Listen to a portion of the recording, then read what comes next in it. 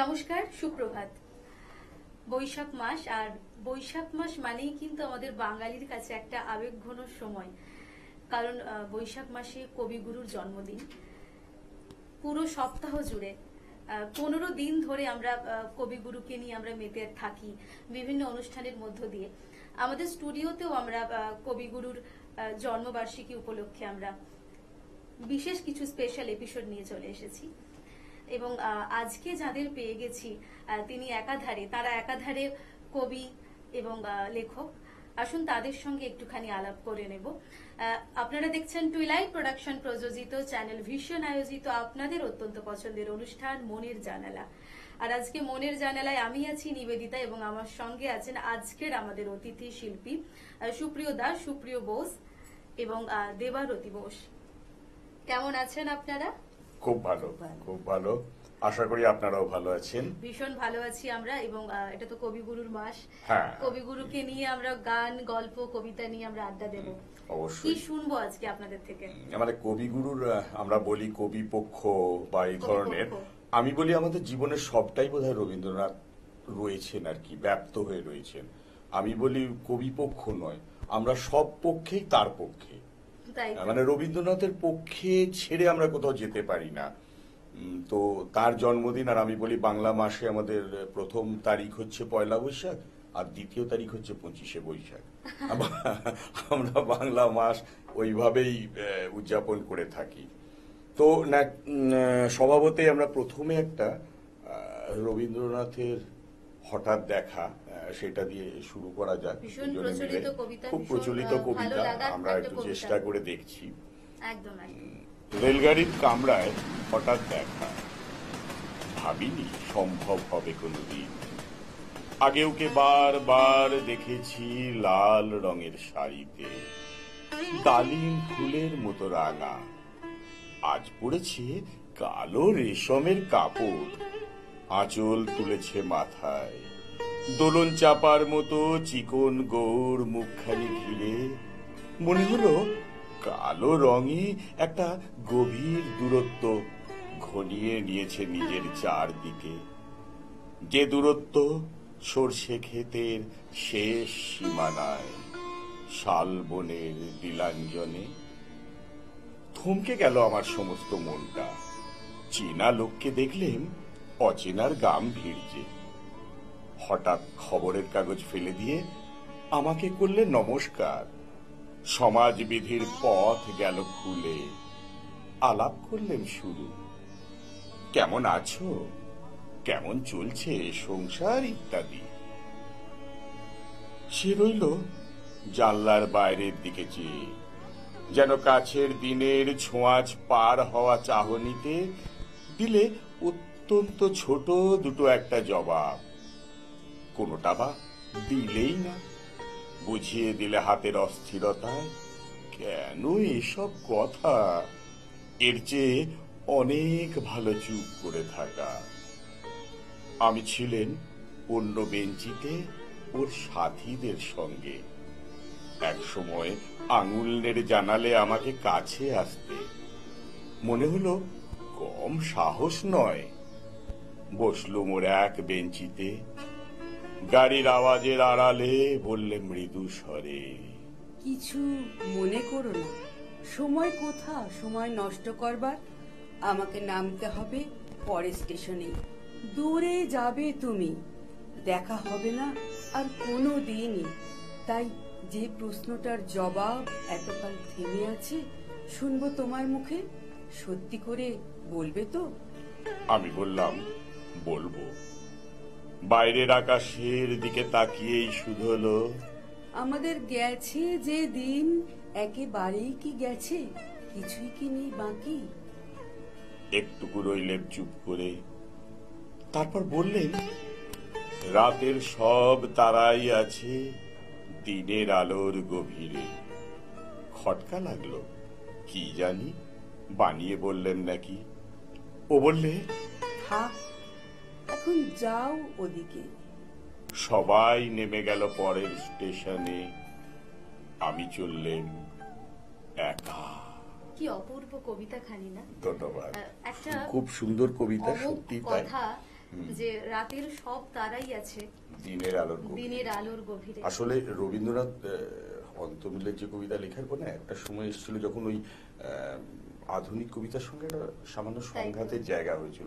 একটা জবাবেই মনে হয় যে এই ধরনের একটা কবিতা, এটা কিন্তু ওনার ধারার বাইরে আধুনিক কবিতার একটা ধারায় উনি এটা লিখেছিলেন। তাই তো। অসাধারণ লেখা আর কি। আর আমার মনে হয় যে আমরা যে আধুনিক কবিতা গল্প পড়ছি, হুম, এইগুলো তো অসাধারণ, আমাদের কাছে বোধগম্য, কিন্তু রবি ঠাকুর যে সমস্ত কবিতা লিখেছেন তার অন্তর্নিহিত অর্থগুলো কিন্তু অনেক ঊর্ধ্বে। হ্যাঁ, যে অর্থগুলোকে আমরা কিন্তু জীবনের সঙ্গে দারুণভাবে মেলাতে পারি এবং অদ্ভুত একটা অনুভূতি আমাদের না হৃদয়ে একটা বিদ্যুৎ খেলে যায়। হুম। ভীষণ ভালো এবং লাগার মতো একটা কবিতা বিভিন্ন সময় অর্থাৎ বিভিন্ন বয়সে যখন আমরা পড়ি, তাই তো। বিভিন্ন ভাবে তার একটা উপলব্ধি হয়, বিভিন্ন রকম উপলব্ধি। বিভিন্ন রকম ভাবে বিভিন্ন সময় তার আমরা উপলব্ধি হতে দেখেছি আর কি। তাই তো আজকে আমরা যে কবিতাটা শুনলাম আপনাদের দুজনের থেকে, হুম। এটা ভীষণ ভালো লাগলো, স্পেশাল লাগলো এই জন্য কারণ আমরা যখন একক কবিতা বলছি, একাই দুটো বক্তব্যকে তুলে ধরছি, একটা সুন্দর ছবি আমাদের ছবি। দর্শক বন্ধুরা দেখতে পাবেন, আর একদম যারা ঠিক। নিশ্চয়ই এখন আমাদের সঙ্গে আছেন। একটা অত্যন্ত সুন্দর পরিপাটি করে দেখিয়েছেন আপনারা, খুব ভালো লাগলো দাদা। এরপর কি শুনবো? আর একটু রবীন্দ্রনাথে থাকা যাক। একদম একদম। রবীন্দ্রনাথ কবিতা, উপন্যাস, গল্প এগুলো ছাড়াও সবাই জানে অনেক নাটকও লিখেছিলেন এবং বিখ্যাত নাটক রক্তকরবী সেই সময় পরাধীনতার দাসত্বের বিরুদ্ধে তার একটা ইয়ে ছিল আর কি এই লেখা। তো তার মধ্যে নন্দিনী এবং বিশু পাগলার খুব সামান্য একটু অংশ, কারণ আমাদের সময় তো সীমিত, তার মধ্যে ছোট ছোট করে তো ওইটুকু একটুখানি পড়ে শোনাবো। রক্তকরবী বলা হয় যে পৃথিবীর সেরা যে 10টা নাটক তার মধ্যে একটা। শুধু বাঙালির কাছে যে ইমোশন তা নয়, আমার মনে হয় যারা সাহিত্য ভালোবাসেন পুরো অবশ্যই, পৃথিবীর অবশ্যই। মানুষের কাছে এটা ভীষণ ভাবে সমাদৃত। বেশ, শুনবো আমরা। সেগুলো শোনাতে গেলে ওই জন্য আমাদের প্রথমেই না ভীষণ মানে ভয় হয় আর কি, তো কতটুকু করতে পারবো বলে। তো সেই জায়গায় ওই পৌষের গান গেয়ে যাচ্ছে, তারপরে যখন নন্দিনী এবং বিশু পাগলার কথা। পাগল ভাই, দূরের রাস্তা দিয়ে আজ সকালে ওরা পৌষের গান গেয়ে মাঠে যাচ্ছিল, শুনেছিলে?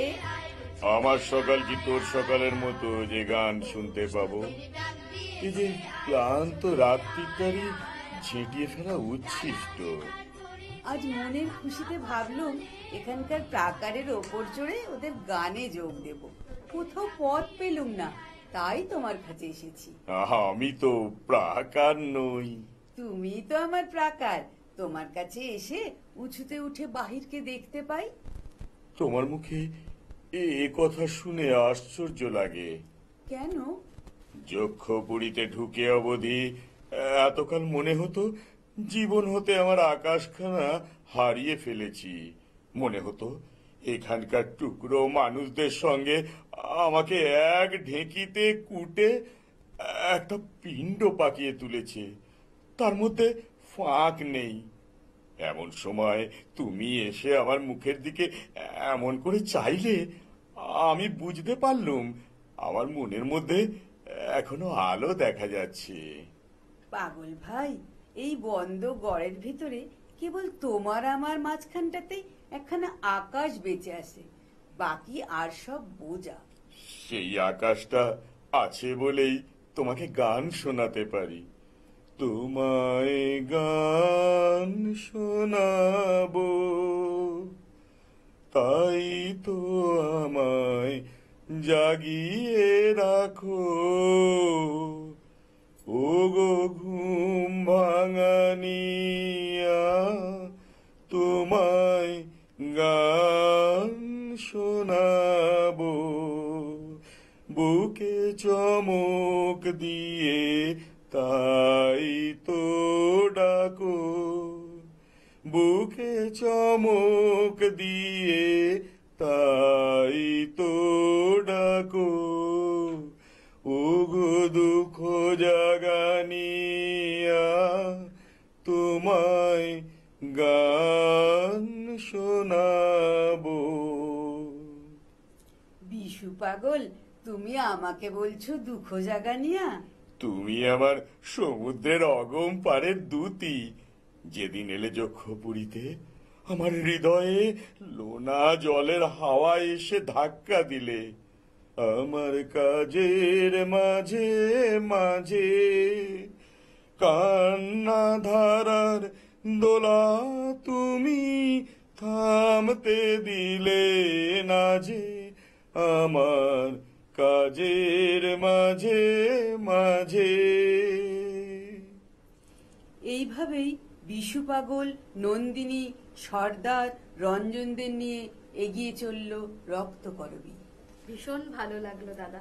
একটা বিজ্ঞাপন বিরতি নিয়ে নিই, তারপর অনেক গল্প আড্ডা হবে, আরো নিশ্চয়ই অনেক কিছু অবশ্যই শুনবো। অবশ্যই। সময় হয়েছে ছোট্ট একটা বিজ্ঞাপন বিরতি। ফিরে আসছি ছোট্ট একটা বিজ্ঞাপন বিরতির পর। আপনারা দেখতে থাকুন চ্যানেল ভিশনে মনির জানালা।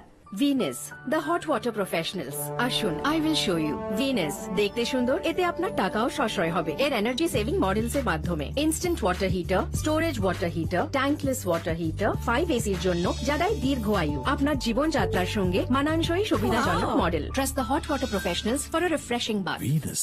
মনির জানালা, মনির জানালা, মনির জানালা। ফিরে এলাম ছোট্ট একটা বিজ্ঞাপন বিরতির পর। আপনারা দেখছেন টুইলাইট প্রোডাকশন প্রযোজিত, চ্যানেল ভিশন আয়োজিত আপনাদের অত্যন্ত পছন্দের অনুষ্ঠান মনির জানালা। সঙ্গে আমি আছি নিবেদিতা, এবং সঙ্গে আছেন আজকের আমাদের অতিথি শিল্পীরা। কি শুনবো? রবীন্দ্রনাথকে নিয়ে রয়েছি আর একটু থাকা জায়গা। এইটা কিন্তু রবীন্দ্রনাথ নিজে তো প্রচুর লিখে গেছেন। রবীন্দ্রনাথের জন্মদিন আমরা তার লেখা দিয়ে গঙ্গা জলে গঙ্গা পুজো করে থাকি, কিন্তু কিছু কিছু কবি আছেন যারা রবীন্দ্রনাথকে নিয়ে লিখেছেন। সেরকম একজন কবি দীনেশ দাস, তিনি রবীন্দ্রনাথের জন্মদিনের উপলক্ষে তিনি একটি কবিতা লিখেছেন, যেটা বহুশ্রুত, সকলে শুনে থাকবে। তো সেটা একটু বলতে ইচ্ছা করছে, বলা যায়? একদম একদম। নাম প্রণমী, কবি দীনেশ দাস।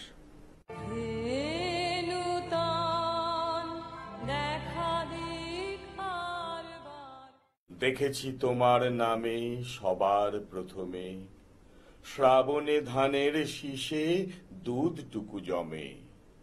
তোমারই তো নামে বৈশাখে আখের খেতে যত মধু নামে। তবুও হাজার হাতে হাওয়া দেয় ডাক, কোথায় মাটির স্বপ্নে শিলীভূত 25শে বৈশাখ। কোথায় আকাশে বাজে সোনার শরদ, 25শে বৈশাখী ভোর গোলে হয় গিনি সোনা রোদ।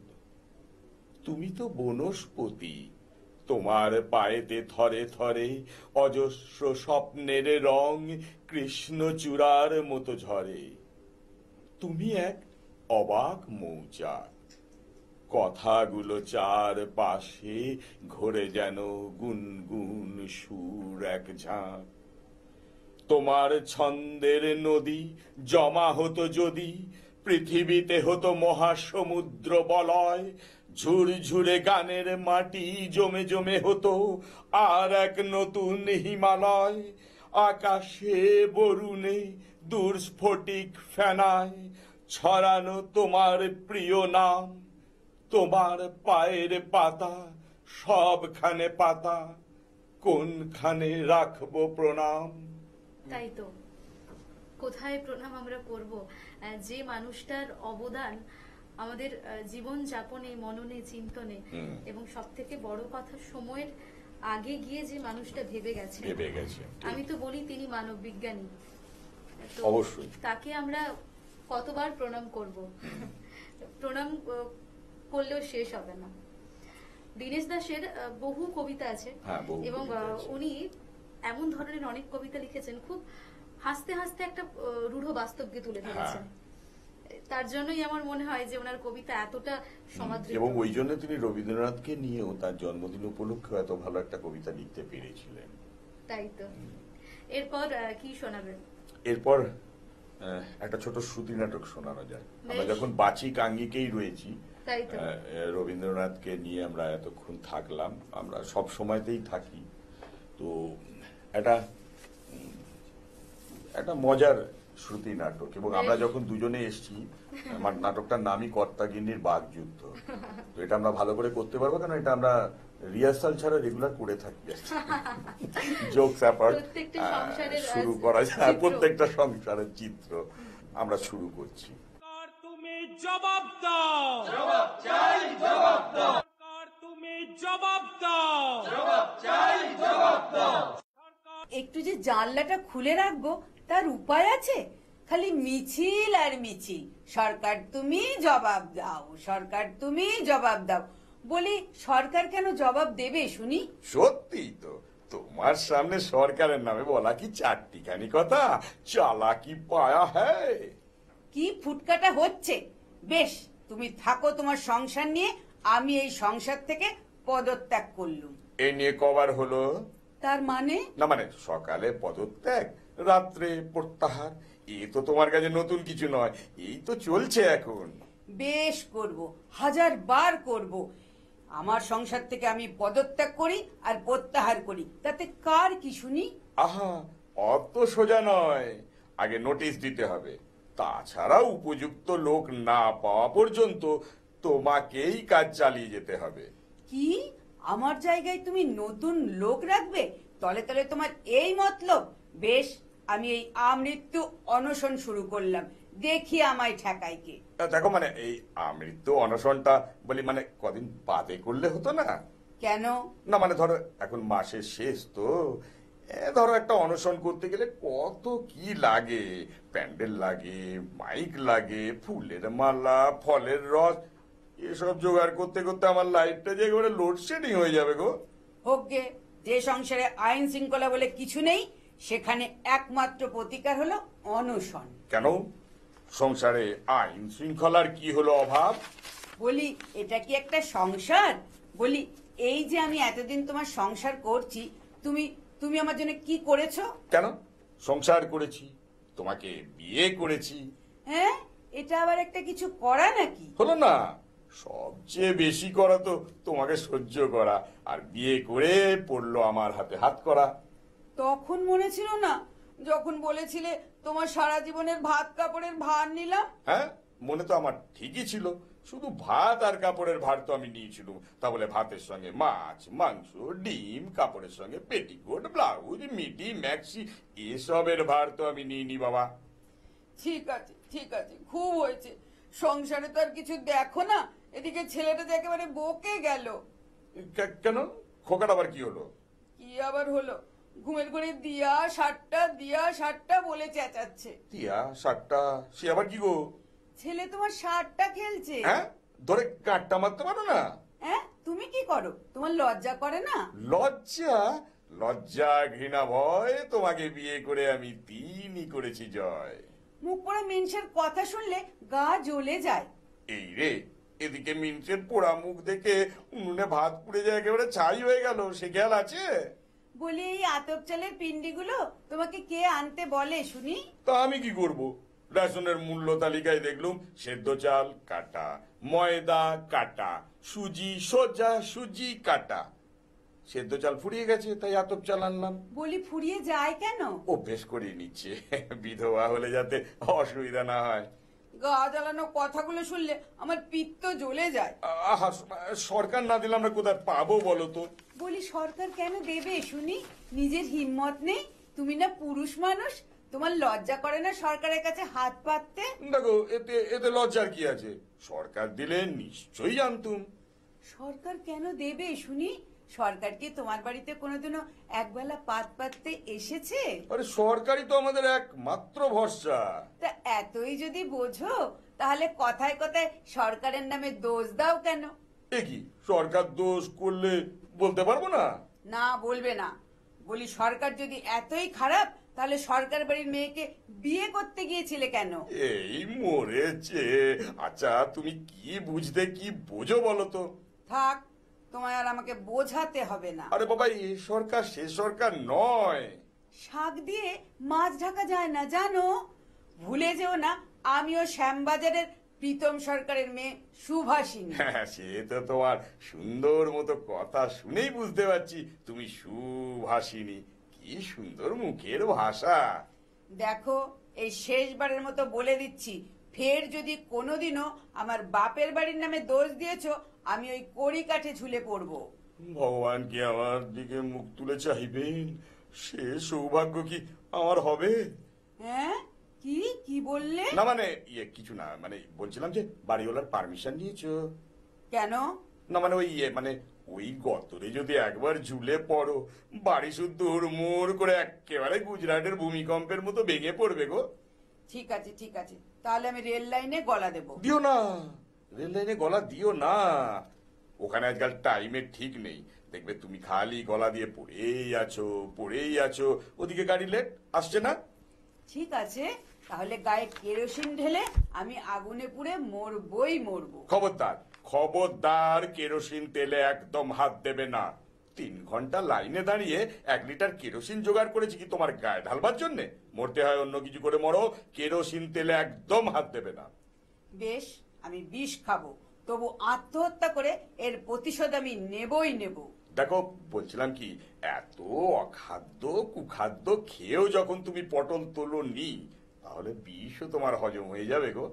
হ্যাঁ, যাকে বলছিলাম কি, মানে ওই আত্মহত্যা যদি করতে হয় করো, মানে অন্য কোনো দিন করো, আজকের দিনটা থাক না গো। কেন আজকে দিনটা থাকবে কেন শুনি? না মানে মানে আজকে সন্ধ্যের সময় না দুখানা ওই সিনেমার টিকিট কেটে এনেছি, হিন্দি ছবি। ওমা তাই? হ্যাঁ, শুধু ঝাড়পিড়া, ঢিসুম ঢিসুম ঢিসুম ঢিসুম। যাবে? বেশ, তাহলে আজকের দিনটা না হয় ছেড়েই দিলুম। কাল কিন্তু আমি আত্মহত্যা করবই করব। করো না, করো কাল করো। কাল কিন্তু আমাকে বারণ করতে পারবে না না। না না না না না, কথা দাও। একদম কথা দিলাম। ঠিক। কাল তোমাকে আমি ঠিক বিষ এনে দেবো, তখন আত্মহত্যা করো। চলো সিনেমাতে চলো। হ্যাঁ ঠিক আছে, চলো চলো চলো চলো। চলো চলো চলো চলো। ভীষণ মজা লাগলো।